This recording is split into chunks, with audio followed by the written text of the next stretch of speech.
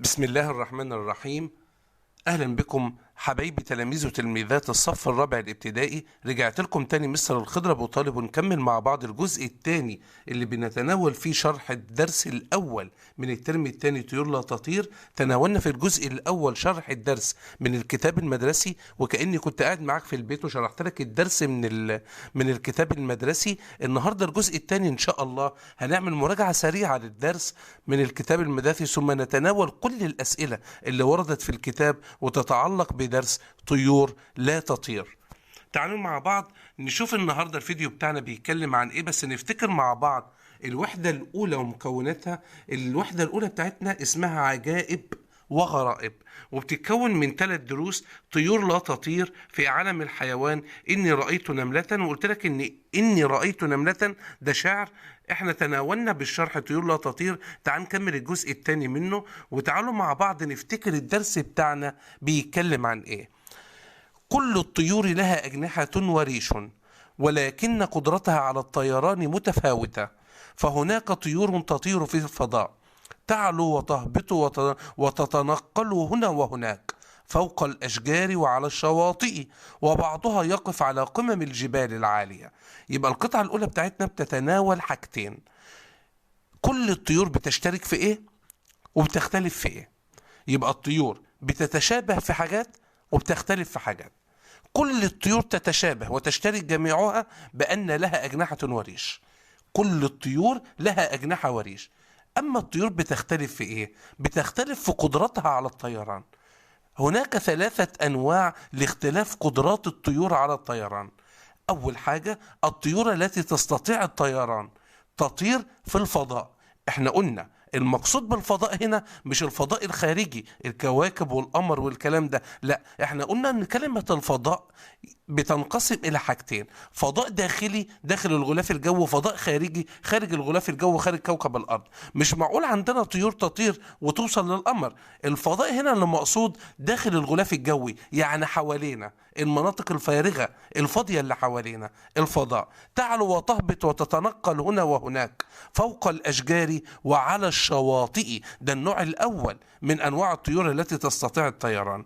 وبعضها يقف على قمم الجبال العالية. ده النوع الثاني. يبقى النوع الأول قدرته على الطيران متوسطة، بيطير هنا وهناك فوق الأشجار وعلى الشواطئ.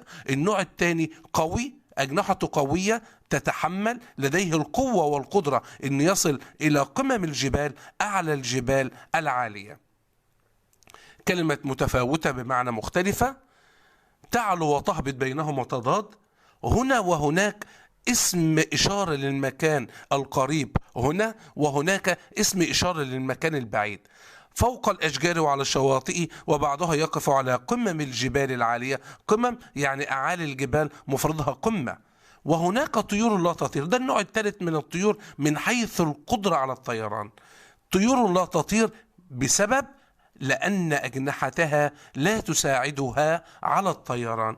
وضرب لنا 4 أمثلة للطيور التي لا تطير: النعام، وطائر البطريق، والديك الرومي، والطاووس. نرجع تاني ونقول بسرعة ان الفقرة الاولى للدرس بتاعنا بتنقسم الى حاجتين: تتشابه الطيور في ايه وتختلف في ايه.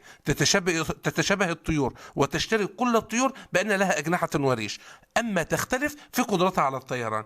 3 حاجات: طيور تستطيع الطيران ولكن بين الأشجار، فوق الأشجار وعلى الشواطئ، وهناك طيور تصل إلى قمم الجبال. وعلى النقيض، على العكس تماما، هناك طيور لا تستطيع الطيران نهائيا ولا تقدر على الطيران بسبب أن أجنحتها لا تساعدها على الطيران. ضرب لنا 4 أمثلة للطيور التي لا تطير: النعام، وطائر البطريق، والديك الرومي، والطاووس. بس ممكن يجي في الامتحان يقول لك اضرب لي أمثلة للطيور التي تستطيع الطيران، للطيور التي تطير. ممكن تقول الحمامة والنسر والصقر والبومة، الببغاء، البلبل، أي طائر بيطير حواليك، حتى العصفور. نكمل مع بعض الدرس بتاعنا ونشوف هو اتكلم عن ايه بعد كده. قال لك ان التلاميذ قرأوا المعلومات دي داخل موسوعة علمية في المكتبة. ممكن يسألني أين قرأ التلاميذ هذه المعلومات؟ قرأ التلاميذ هذه المعلومات وهم يتصفحون أي يقرؤون موسوعة علمية في المكتبة. وقد لفت جذب وشد، وقد لفت طائر النعام أنظار التلاميذ، فمع أنه طائر ضخم كبير جدا فإن له جناحين لا يستخدمان في الطيران، وله رجلان طويلتان قويتان تمنحانه قدرة عجيبة على الجري. يبقى طائر النعام أول حاجة، ولازم يا حبيبي تعرف حاجتين، إن كل طائر من الطيور الأربعة لازم تعرف وصفه وتعرف هو غريب في إيه. طائر النعام وصفه طائر ضخم له جناحين لا يستخدمان في الطيران، وله رجلان طويلتان قويتان تمنحانه قدرة عجيبة على الجري. العجيب فيه والغريب فيه بدل من أنه يستطيع الطيران عوض ذلك بأنه يستطيع الجري بقدرة عجيبة وغريبة، لأن الله تعالى قد منحه رجلان طويلتان قويتان. جميل جدا. الطائر الثاني طائر البطريق لا يطير، بس ربنا عز وجل منحه القدرة على حاجة غريبة، السباحة وصيد السمك، وله قدمان قصيرتان، ده وصفه، وجناحان صغيران. يبقى وصفه له قدمان قصيرتان وجناحان صغيران. الغريب والعجيب فيه ماهر في السباحة وصيد السمك. الديك الرومي وصفه يعيش في بيوت الفلاحين مزهوا بريشه اللامع الملون وذيله الذي يشبه المروحة. يبقى وصفه أنه مزهو بريشه اللامع الملون، له ريش لامع ملون وذيل يشبه المروحة. الغريب فيه أنه يعيش في بيوت الفلاحين. اللي بيميزه عن الأربع طيور أنه بيعيش في بيوت الفلاحين. أما الطاووس فهو طائر وهبه الله ذيلا جميلا وريشا ألوانه عجيبة. يبقى الطاووس أهم ما يميزه أن له ذيلا جميل وريشا ألوانه عجيبة. أهم ما يميز الطاووس ألوانه الجميلة. فتبارك الله أحسن الخالقين. لو سألني في الامتحان أو سألني في تدريب المستر أو المس في الفصل وسألني لماذا لا تستطيع هذه الطيور الطيران؟ لأن أجنحتها لا تساعدها على الطيران. أما لو سألني عن طائر النعام أقول له إيه؟ أقول له لأن أجنحتها لا تساعده على الطيران. تمام. فهو طائر ضخم له جناحين لا يستخدمان في الطيران، وله رجلان طويلتان قويتان تمنحانه قدرة عجيبة على الجري. وهكذا بقية الأربع طيور أو الأربع أنواع من الطيور التي لا تطير. تعال نكمل مع بعض بقى ونشوف الدرس بتاعنا أو نشوف الكتاب بتاعنا تناول الدرس بتاعنا بإيه. تدريبات وأنشطة. الكتاب المدرسة صفحة 11 صفحة 10 تناول الدرس بتاعنا بإيه. ما الصفات التي تشترك فيها الطيور؟ أحسنت. الصفات التي تشترك فيها كل الطيور أن لها أجنحة وريش. ماذا يعجبك من هذه الطيور ولماذا؟ اتعودت معايا يا حبيبي في سلسلة الدروس بتاعتنا في قناتك يلا بينا نتعلم أستاذ الخضر أبو طالب. أما يكون في عندك سؤال بعلامتين استفهام، ده سؤال بشقين، يبقى لازم أجاوب إجابتين، أولا وثانيا أو واحد واثنين. طيب ده سؤال مفتوح، كل واحد هيكتب اللي هو عجبه من الأربع طيور. عشان كده أنا هستخدم طريقة جديدة في الإجابة عن السؤال ده، وهنتكلم عنه عن طريق جدول، وهجمع لك فيه الأربع طيور. انت لو قلت طائر النعام تقولي السبب ايه، طائر البطريق هتقولي السبب ايه، وهكذا الديك الرومي والطاووس. لو واحد اختار طائر النعام يقول لأنه طائر ضخم له جناحان لا يستخدمان في الطيران فيستخدم رجلتاه الطويلتين في الجري السريع. أما لو واحد تاني اختار طائر البطريق هيقول السبب إيه اللي هو عجبه، لأنه ماهر في السباحة وصيد السمك بالرغم من أنه لا يستطيع الطيران بسبب قدماه القصيرتان وجناحيه الصغيران. لو واحد اختار الديك الرومي بسبب ريشه اللامع الملون وذيله الذي يشبه المروحة. الطاووس بسبب ذيله الجميل وألوان ريشه العجيبة. نكمل مع بعض وبنتناول مع بعض التدريبات اللي تناولت الدرس بتاعنا الأول من الترم الثاني طيور لا تطير، ونشوف الكتاب بتاعنا جاب أسئلة إيه تاني عن الدرس ده؟ تعالوا نشوف مع بعض الكتاب المدرسي صفحة 11 جاب أسئلة إيه. اذكر أهمية الطيور للإنسان.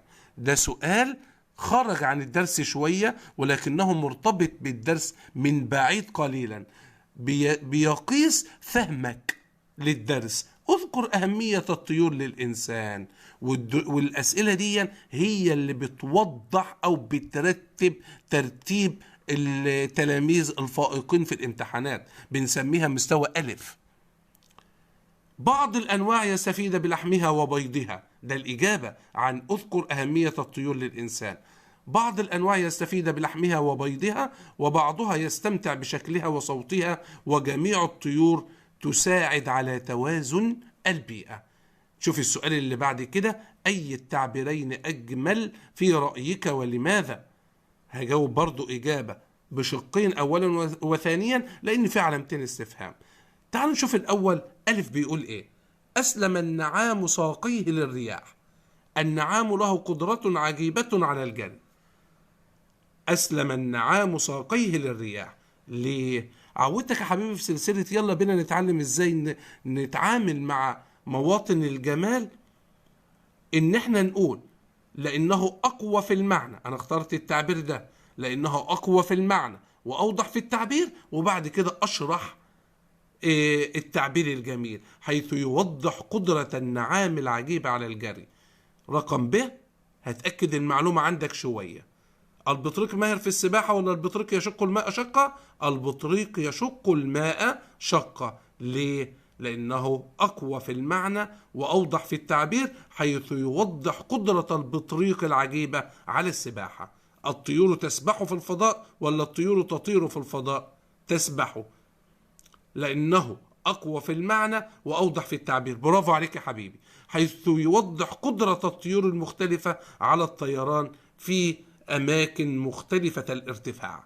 تعالوا نكمل مع بعض يا أولاد ونشوف الكتاب بتاعنا جاب لنا تدريبات إيه عن الدرس بتاعنا، ونكمل في نفس الصفحة، صفحة رقم 11 في الكتاب المدرسي. بيقول إيه؟ جاب لنا قطعة زي نظام الامتحان، قطعة وعليها أسئلة مختلفة. وقد لفت طائر النعام أنظار التلاميذ، فمع أنه طائر ضخم فإن له جناحين لا يستخدمان في الطيران، وله رجلان طويلتان قويتان تمنحانه قدرة عجيبة على الجري. تخير الصواب. معنى تمنحانه، تعطيانه. برافو عليك. مفرد أنظار، نظر. ما الذي لفت أنظار التلاميذ؟ طائر النعام هو الذي لفت أنظار التلاميذ، فله رجلان طويلان تعطيانه قدرة عجيبة على الجري رغم عدم قدرته على الطيران. رقم ج، بما يتميز طائر النعام؟ يتميز برجلين طويلين تعطيانه قدرة عجيبة على الجري. خلص الفيديو بتاعي النهارده. تناولنا أهم الأسئلة اللي جت في الكتاب المدرسي عن درس طيور لا تطير بعد مراجعة سريعة شاملة لكل ما تناوله الدرس بتاعنا. أشكركم على حسن الاستماع، والسلام عليكم ورحمة الله وبركاته.